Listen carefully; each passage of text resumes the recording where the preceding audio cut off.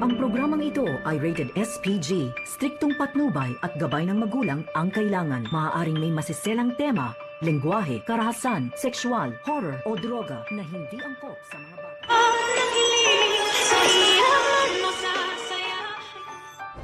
5 minutes, Lynette. Nandyan na ako. Ililigtas kita. Pagkatapos ngang makatanggap ni RJ ng tawag mula sa kanyang ate Giselle, ay napag-alaman nito kung nasaan nga ito naroon itong si Lynette at sa isang ospital nga raw.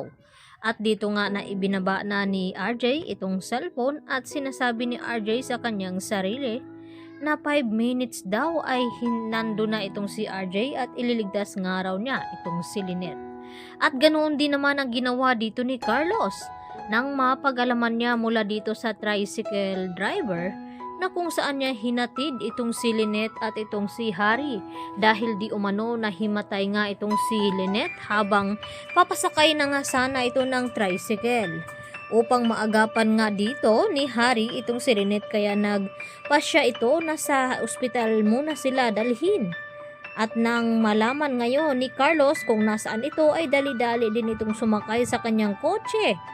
At may bitbit pa itong armas na pwede niyang gamitin laban dito kina Harry at Lynette.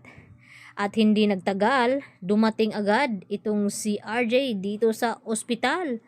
Kaya mas naunang dumating itong si RJ habang kausap si Lynette. At dito naman nakasunod na dumating itong si Carlos at agad din na nakita ito ni Harry at sinalubong. Subalit ay hindi nga pinalampas ni Carlos ang ginawa ng kanyang anak.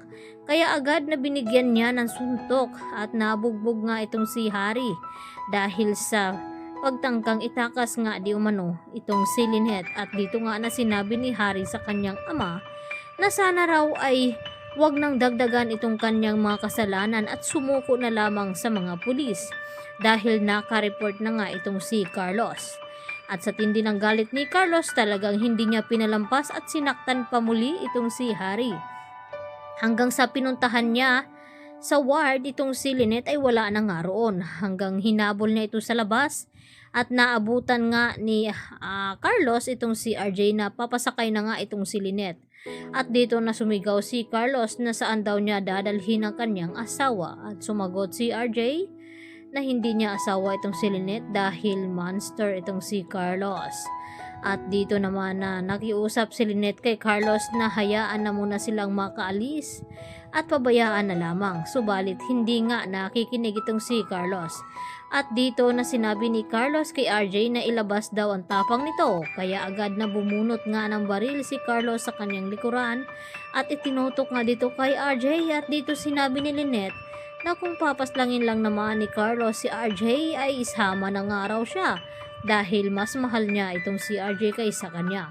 At nasaktan naman itong ego ngayon ni Carlos kaya hinamon talaga siya dito ni Lynette.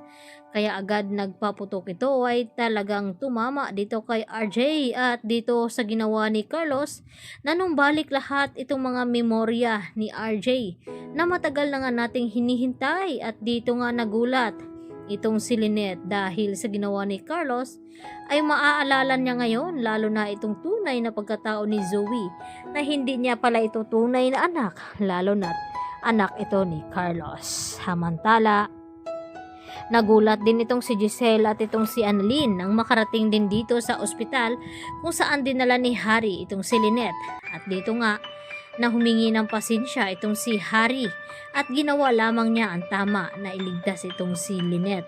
At dito na nalaman ni Annalyn na may kinalaman talaga itong si Carlos sa nangyaring krimen dito kay Irene.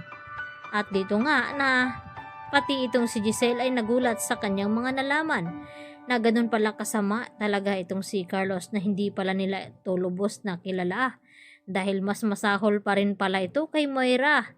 At dahil dito sa ginawa ay namimiligro nga ngayon itong sina Lynette at RJ dahil naghabulan nga ito sa labas. At dito naman maya-maya ay dumating din itong mga rescue at mga pulis upang dakpin at hulihin na nga itong si Carlos. At napag-alaman naman dito ni Zoe kay Doc Juan kung ano daw nangyari dito kay Carlos at kay Lynette. At nalaman nito na Natagpuan na nga di umano itong si Lynette at Harry at dinala doon sa ospital. At yun lang naman ang natanggap ni Jua na balita. At dito nag-alala si Zoe kung ano daw nangyari dito kay Carlos at napaghalataan na nga ito. Yan po ang ating pakatutukan bukas mga kapuso. Dito lamang yan sa Abot Kamay na Pangarap. Yan lang po at marami pong salamat.